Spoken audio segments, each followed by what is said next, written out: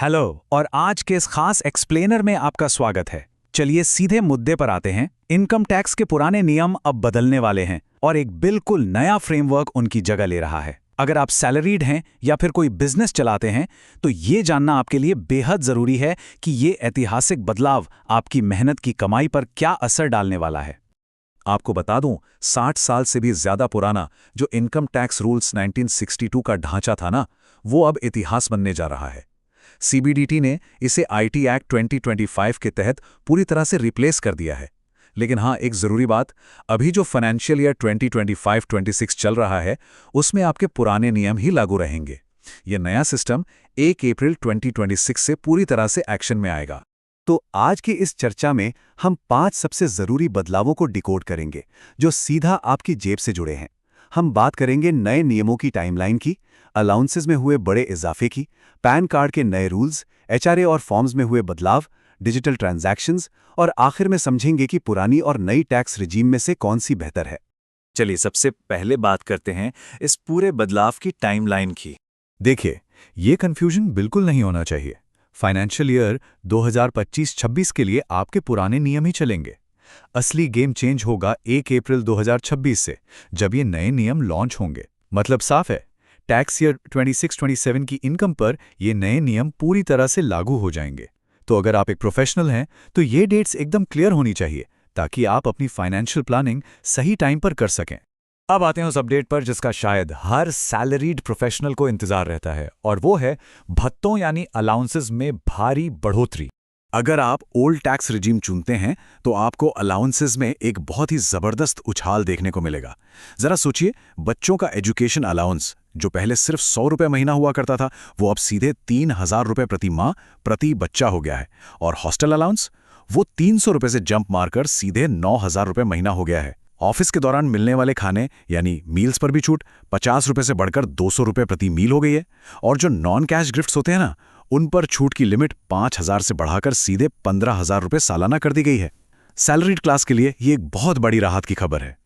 और अगर हम इन नंबर्स को थोड़ा और गहराई से देखें तो एक आंकड़ा वाकई चौंकाने वाला है, 18,000 रुपये। जी हाँ, अगर आपके 2 बच्चे हैं तो पहले हॉस्टल भत्ते के नाम पर आपको मैक्सिमम 600 रुपये महीने की छूट मिलती थी, लेकिन अब ये छूट बढ़कर सीधे 18,000 रुपये प्रति माह हो गई है। सच कहूं तो ये एक बहुत बड़ा फाइनेंशियल बेनिफिट है जो आपकी टैक्स सेविंग को काफी बढ़ा देगा। अब बात करते हैं तीसरे बड़े बदलाव की। ये जुड़ा है पैन कार्ड के नियमों से कि अब आपको किन किन जगहों पर अपना पैन देना मैंडेटरी होगा।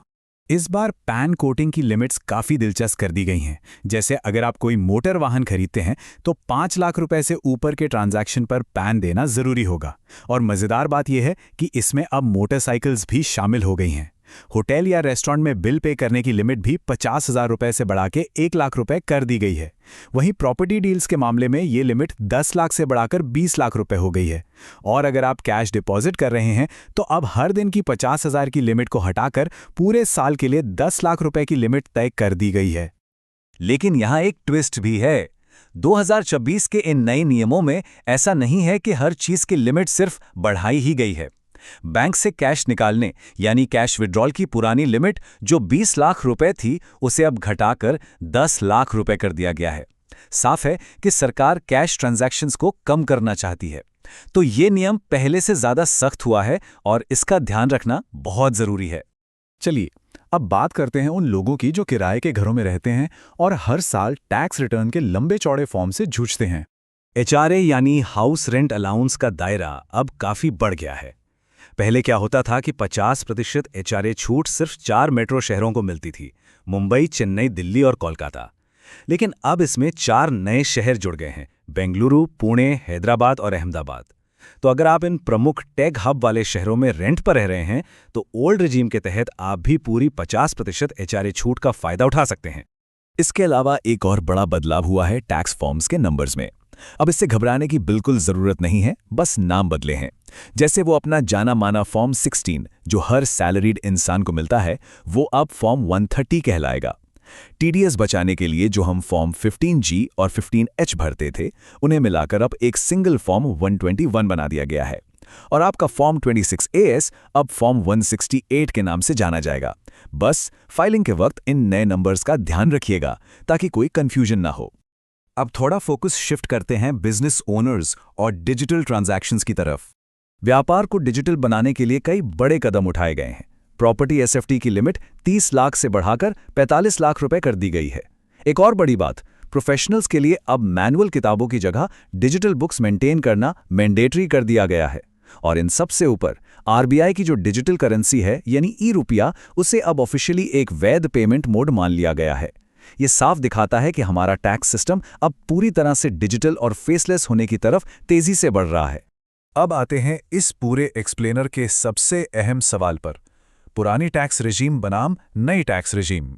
तो सवाल उठता है कि इन दोनों में से आपके लिए बेहतर कौन सी है। देखिए, अगर आप एचआरए, एजुकेशन और हॉस्टल अलाउंस जैसी डिडक्शंस का फायदा उठाना चाहते हैं तो ओल्ड रेजीम अब एक बहुत ही शानदार ऑप्शन बन गया है, क्योंकि इन भत्तों में बहुत भारी उछाल आया है।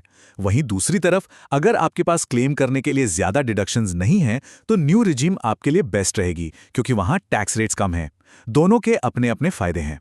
तो अंत में ये बड़ा सवाल यही रहता है, ओल्ड या न्यू टैक्स रेजीम? सच कहूं तो इसका कोई एक सीधा जवाब नहीं है, क्योंकि हम सबकी इनकम और खर्चे अलग अलग होते हैं। इन नए नियमों के आने के बाद सबसे अक्लमंदी का काम यही होगा कि आप किसी टैक्स एक्सपर्ट के साथ बैठें, अपना कैलकुलेशन करें और फिर तय करें।